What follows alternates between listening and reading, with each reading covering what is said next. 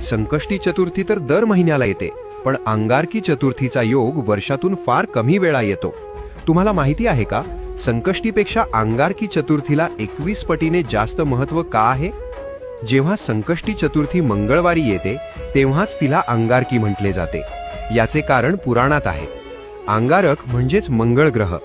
अंगारकाने गणपतीची हजारो वर्षे कडक तपश्चर्या केली होती. त्याच्या भक्तीने प्रसन्न होऊन बाप्पाने त्याला वरदान दिले, आजपासून जो वार तुझा आहे म्हणजेच मंगळवार, त्या दिवशी जर चतुर्थी आली तर ती तुझ्या नावाने म्हणजेच अंगारकी म्हणून ओळखली जाईल. या दिवसाचे महत्त्व खूप मोठे आहे. शास्त्र सांगते की वर्षभर येणाऱ्या सर्ण संकष्टी केल्यावर जे पुण्य मिळते ते पुण्य फक्त एक अंगारकी केल्याने मिळते. ज्यांच्या पत्रिकेत मंगळ दोष आहे किंवा ज्यांना कर्जातून मुक्ती हवी आहे त्यांच्यासाठी हा दिवस सुवर्ण संधी असतो. तुमच्या आयुष्यातील सर्व विघ्न दूर होवोत आणि बाप्पाची कृपादृष्टी सदैव तुमच्यावर राहो हीच प्रार्थना.